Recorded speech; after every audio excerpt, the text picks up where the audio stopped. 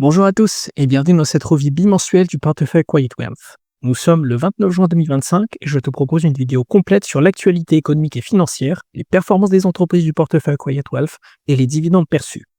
Je te parlerai aussi d'une pétrolière qui a toute sa place dans le portefeuille et que j'ai déjà mis dans ma watchlist. Et avant d'attaquer l'actualité, je t'incite à t'abonner, mettre un like et la cloche pour recevoir les prochaines vidéos de vulgarisation financière, d'analyse de qualité sur l'investissement et les prochaines revues du portefeuille. Tu m'aiderais beaucoup à faire connaître la chaîne auprès des Français qui veulent du contenu original sur l'investissement en bourse. J'en profite pour te dire aussi que j'ai sorti 2 vidéos sur la méthodologie d'investissement Quality Business. Une première vidéo sur les 6 points à toujours vérifier avant d'acheter une action et une deuxième vidéo sur le pricing power, un critère essentiel pour investir en bourse. Elles durent 5-7 minutes chacune et te donnent toutes les bases pour comprendre les actions, même si tu n'as aucune connaissance en analyse financière. Les vidéos sont en lien dans la description si tu veux aller les voir plus tard. Passons maintenant à la principale actualité des 2 dernières semaines. J'ai choisi de te parler d'autre chose que de l'anxiété internationale avec Israël et l'Iran qui se tirent dessus, ou les rodomontades de Donald Trump avec ses tweets incendiaires. On en entend déjà bien assez parler aux informations. Je vais te parler d'un grand projet qui pourrait voir le jour en France. La transformation du PEA. En France, le plan de transformation en actions, donc le PEA, c'est un véhicule d'investissement pour acheter des sociétés européennes cotées. En fait, moins de 10% des épargnants français en ont un. C'est très peu, c'est parmi les produits financiers les moins possédés parmi les Français en 2024. En 2024 également, 116 milliards d'euros seulement étaient investis dans le PEA, contre 1000 milliards pour les livrets réglementés et 2000 milliards pour les assurances vie. Il est pourtant extrêmement intéressant pour 2 raisons. Premièrement, sa fiscalité avantageuse au-delà de 5 ans. Passé ce cap de 5 ans de possession, tu payes que, entre guillemets, 17,2% de prélèvements sociaux sur les plus-values, contre 30% habituels. Deuxièmement, c'est la possibilité d'arbitrer ses positions en vendant une action et en achetant une autre, par exemple, sans déclencher d'imposition, à l'inverse d'un CTO, car l'impôt dans le PEA est payé à la sortie et non lors de mouvements internes comme dans un compte titre. Néanmoins, le PEA, il a 3 contraintes. Un plafond à 150 000 euros, pas d'avantage fiscal dans la succession comme l'assurance vie, le compte PEA est clôturé directement après la mort d'un bénéficiaire, ce qui ne le rend pas transmissible, et enfin, une limitation aux actions cotées dans l'Union européenne, donc pas accès aux actions américaines ou asiatiques, qui bien souvent ont de meilleures opportunités. Sauf que ces contraintes vont peut-être disparaître. Le député de la première circonscription des Alpes-Maritimes, Éric Ciotti, a fait une proposition de loi le 24 juin visant à rendre le PEA plus avantageux.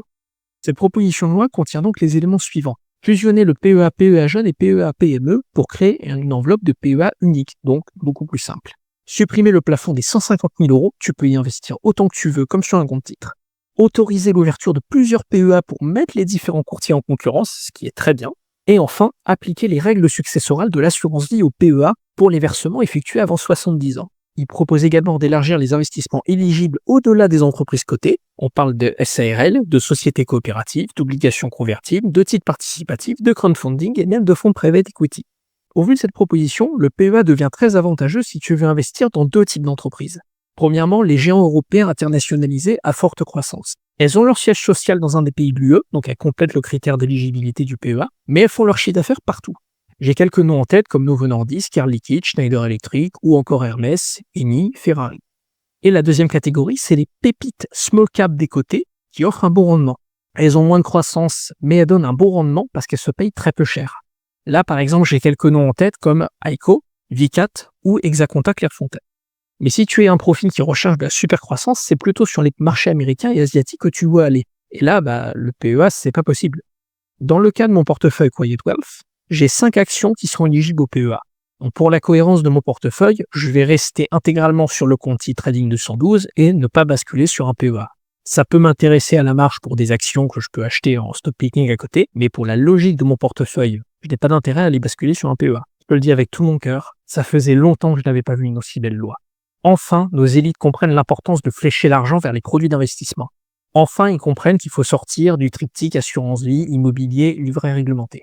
Une telle loi, c'est une bénédiction si tu veux préparer ta retraite, accumuler rapidement du patrimoine et sécuriser un capital. Cependant, la loi n'est pas encore votée. La proposition de loi de M. Éric Ciotti est renvoyée à la Commission des finances. En clair, c'est un jeu d'arcane au sein de l'Assemblée où le texte va être examiné et révisé. À l'heure actuelle, donc, la Commission des finances, on y trouve des gens comme Éric Coquerel, comme président, et beaucoup de députés LFI et socialistes. Il est donc très probable que cette proposition de loi soit amendée. De plus, cette proposition de loi va devoir passer le lobbying des assureurs qui vivent grassement des contrats d'assurance vie et ne veulent surtout pas perdre leur rente financière. Je reste toutefois optimiste, car si on peut juste avoir une fin du plafond du versement, ce serait déjà génial. Ça permettrait aux investisseurs français d'utiliser le PEA comme un portefeuille d'investissement. Et en parlant de portefeuille, la performance du mien, c'est malheureusement viandé. On est à moins 4% sur le portefeuille Quiet Wealth à la date du 29 juin. 3 drivers ont tiré la performance vers le bas. Premièrement, un phénomène de baisse généralisée. Comme tu peux voir, il n'y a que 2 actions qui sont en hausse depuis 15 jours, c'est Schneider Electric et Xylem. Deuxièmement, une décrue soudaine des cours du pétrole suite à la trêve Iran-Israël qui ont fait baisser les valeurs énergétiques du portefeuille comme Total, Pason System. Et troisièmement, l'écroulement boursier de Novo Nordisk, qui est un mélange de pump and dump comme on a l'habitude depuis plus d'1 an, mais je suis pas inquiet. Pour moi, cette baisse, c'est pas une dégradation des fondamentaux des entreprises. Il n'y a pas eu de très mauvaises nouvelles qui sont passées dans l'actualité ces 15 derniers jours. J'en ai donc profité pour mettre une grosse cartouche de cash de 800 € supplémentaires dans le portefeuille. Et si ça baisse encore, je remettrai volontiers des cartouches de cash. Car à long terme, la qualité, ça paye.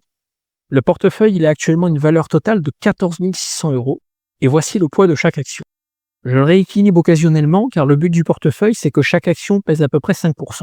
Mais il y a des actions qui montent, des actions qui baissent. 3 plus grosses positions se dégagent, Schneider Electric, GTT et Total Energy. Et mes 3 plus petites positions sont Unilever, Procter & Gamble et Loma. Petit rappel rapide de ces 4 poches d'entreprise. Donc on a la poche résilience qui pèse 35% du portefeuille. L'objectif, c'est d'avoir un rendement correct et stable. Ces entreprises, elles ont une volatilité moins élevée que le marché, donc elles servent de stabilisateur. On a ensuite la poche de croissance qui est composée d'entreprises sur des secteurs porteurs comme le recyclage ou les applications industrielles. L'objectif, c'est de surperformer à long terme et de tirer le portefeuille vers le haut. La poche de dividendes, elle est plus petite, elle fait à peu près 15%. Elle a un fort cash flow pour me distribuer à peu près 5-6% de dividendes chaque année.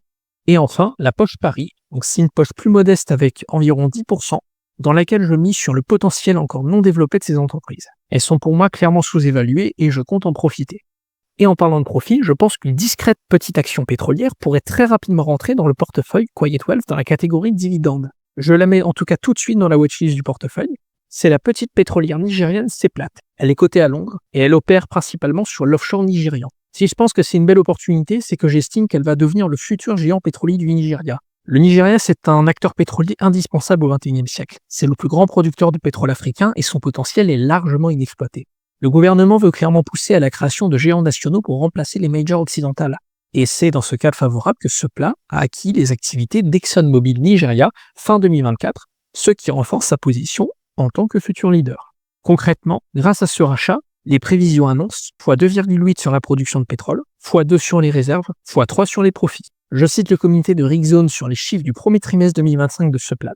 La société nigériane Seplat Energy PLC a déclaré un chiffre d'affaires de 809,3 millions de dollars pour le premier trimestre, soit une augmentation de plus 350% par rapport à la même période de 3 mois en 2024. L'augmentation des volumes de pétrole et de gaz ayant compensé la baisse des prix. On a donc une production qui est prévue en hausse de au moins x2,8, et là on a des profits qui ont décollé de 350%. Le prix de l'action, lui, il a augmenté que de plus 17% depuis le début de l'année. Quand on voit tel chiffre, on comprend qu'elle est actuellement très peu chère par rapport à son potentiel de production, et surtout par rapport à ses dividendes. Au prix actuel, elle verse un joli dividende de 5,6%. Mais une fois la production d'Exxon Nigeria totalement relancée, les puits de pétrole tous rénovés et rentrés en production, c'est un dividende entre 9 et 13% qu'on peut raisonnablement viser. Bref, c'est une belle affaire, d'autant plus quand on prend le potentiel de plus-value de x2,2 sur certains insiders boursiers. Et en plus, c'est une pétrolière où tu achètes les stocks seulement 1,45 $ le baril. Et elle a des réserves prouvées et probables pendant 25 ans. Bref, c'est un dossier en béton, il se défend très bien. Donc voilà, elle est dans mon collimateur et je pense qu'elle va rejoindre le portefeuille très bientôt. Je ne sais pas encore si je vais devoir sortir une valeur de mon portefeuille ou accepter de passer sur un portefeuille en 21 actions. Je t'en parle dans les prochains jours. Maintenant, en ce qui concerne les dividendes, j'ai été gâté ces 2 dernières semaines. Au total, le portefeuille a perçu 156 € de dividendes, soit environ 2% de rendement à portefeuille constant. Et je te mets la liste ici des dividendes attendus dans les prochaines semaines. Voilà, c'est la fin de cette vidéo. Et je te propose de retenir 2 points clés. Le PEA est peut-être le prochain outil de l'investisseur futé. J'ai peu d'espoir que la loi passe en l'état, mais on espère que le PEA sera enfin autre chose qu'une enveloppe limitée. Deuxièmement, selon moi, Seplat est une super pétrolière qui devrait intéresser toute personne qui veut du rendement dans son portefeuille. Voilà, c'était tout pour cette revue du portefeuille. On se retrouve dans 2 semaines pour la prochaine revue du portefeuille. PS, je t'invite à aller voir mes vidéos de la série Quality Business, où je te révèle les bases de ma méthodologie d'investissement. Si la vidéo t'a plu, aime-la, abonne-toi et mets la cloche pour recevoir la prochaine vidéo. Tu peux aussi suivre la composition de mon portefeuille sur le lien Trading 212 que tu peux retrouver dans la description.